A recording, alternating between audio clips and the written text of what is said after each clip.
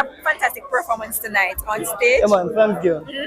So I wanted to know a little bit about it because I've been following you on Instagram and I realized that people are bashing you over the song Bomb. So tell me a bit about Bomb and then tell me a bit about yourself because people think you're from Haiti and you want to overtake Jamaica, overthrow No, Jamaica. man. Talk to us. See, all the things that what did I go on in Haiti with like barbecue and the prisoners breaking through, you know.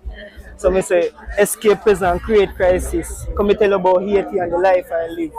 You know, but the life I live is in Jamaica. You know? So where are you from? Where are your roots? You're a Jamaican or a Jamaican Haitian? Jamaican, but my people are Haitian, you know. Oh, your parents are from Haiti? Yeah, yeah. Oh, okay, so you visit Haiti sometimes?